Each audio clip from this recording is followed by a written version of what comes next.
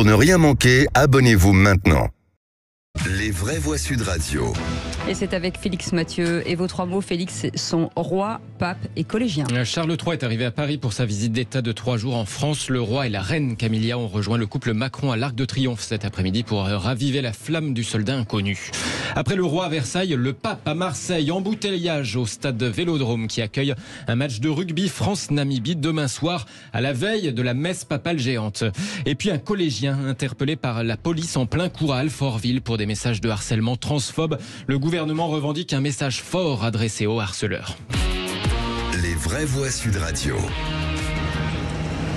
L'avion royal aux couleurs britanniques s'est posé à 14h à l'aéroport d'Orly. Charles et Camilla accueillis sur le tapis rouge par la première ministre Elisabeth Borne. Direction l'Arc de Triomphe où ils ont retrouvé le couple Macron pour raviver la flamme du soldat inconnu, puis descendre les Champs-Élysées.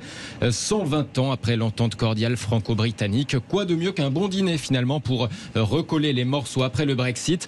Cette première journée se terminera donc à table à Versailles. Au fourneau, le chef triplement étoilé Yannick Aleno. Il a prévu une volaille, même si le roi Charles III n'est plus vraiment un gros mangeur de viande. Il se laisse aller de temps en temps sur une volaille, il mange pas mal de légumes, il adore les champignons, donc on aura quelques cèpes gratinés pour accompagner cette poularde que j'ai appelée la poularde Le Doyen.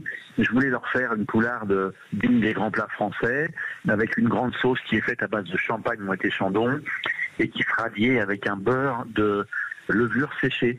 On aura une sauce qui sera vraiment complexe et je pense que la sauce est la grandeur de la cuisine française. C'est ce qui la différencie de toutes les autres cuisines. On a des consignes évidemment déguisées puisque on reçoit un chef d'État, un roi, et on se doit de répondre à ses goûts. Donc il adore la volaille et il y aura une extraction de maïs qui sera servie pour faire la sauce. Alors Philippe David n'en peut plus, il fait une tête incroyable.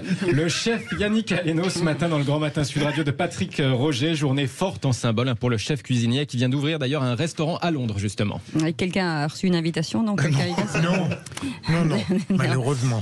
Et allez, deuxième mot. Après le roi et le pape, ce sera vendredi à Marseille. Oui. Après-demain, mais d'ores et déjà, dans de nombreuses zones de la cité phocéenne, les difficultés de circulation commencent. Un stationnement interdit, des rues fermées, notamment aux abords du stade Vélodrome. Ça risque de poser problème aux supporters qui viennent assister au match du 15 de France contre la Namibie demain soir.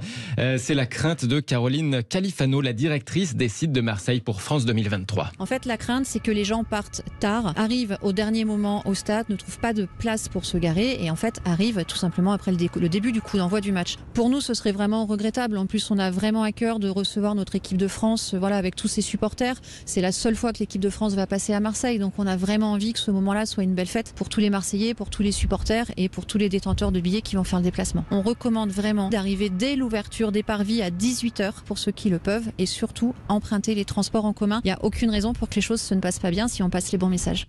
Des propos recueillis par Lionel Maillet pour Sud Radio à Marseille. Est-ce que ça vous fait peur cette messe? Est-ce que vous avez peur de débordement ou autre chose, Philippe Bilger? Non. J'espère que non. Enfin, franchement, tout est possible dans le monde et à Marseille, mais je n'y crois pas tout de même. Bruno Cotresse non plus? Non, je pense pas non plus. Les débordements, ils viennent plutôt dans les événements sportifs. D'ailleurs, on a vu davantage dans le football que dans le rugby récemment. Pour le moment, dans le rugby, ça se passe bien. Ceux qui regrettent, qui ne pourront pas assister, il y aura le match d'ouverture des Jeux Olympiques dans le tournoi de football. Il sera à Marseille. L'équipe de France va jouer à Marseille pour le match d'ouverture du tournoi de football des JO. Donc là, ça se passera bien, on l'espère aussi. Et Madi, non? Ou c'est pareil? Non, je pense qu'il n'y aura pas d'incident, il n'y a pas de raison. Il n'y a pas de raison. Et allez, troisième mot. Et ce collégien interpellé en plein cours hier car soupçonné de harcèlement. Et oui, faut-il y voir l'électrochoc souhaité par Gabriel Attal sur le harcèlement scolaire? Hier à Alfortville dans le Val-de-Marne, les policiers ont débarqué en plein cours pour interpeller un collégien accusé de harcèlement contre une lycéenne transgenre. Alors le gouvernement de son côté salue un message fort adressé aux harceleurs, mais d'autres s'étonnent de la méthode. Par exemple la patronne d'Europe Écologie Les Verts, Marine Tondelier, ce matin sur France 2. J'ai entendu parler de cette interpellation musclée en plein cours qui manifestement a choqué les élèves, la communauté enseignante, les parents d'élèves. Et on se dit qu'on est passé peut-être d'années d'inaction ou d'incompréhension sur le sujet, de déni parfois. Et là, tout d'un coup, on est dans Walker Texas Ranger, quoi. Donc il y a une disproportion totale. Ça aurait pu attendre peut-être l'heure de la récréation ou à la fin des cours. Par exemple, je pense pas qu'on était à 1 heure près sur ce mineur en plus. Ça n'excuse rien à ce qu'il a fait, mais quand même. Marine Tondelier, la patronne d'Europe Écologie Les Verts, ce matin sur France 2. Forcément, les associations ne l'entendent pas de cette oreille. Par exemple, l'association Hugo qui nous écrit « Je fustige avec vigueur les propos de Marine Tondelier sur cette arrestation à Alfortville. Des propos inquiétants et dangereux. La médiation promise par Europe Écologie Les Verts est dangereuse. Les remontées de terrain le prouvent.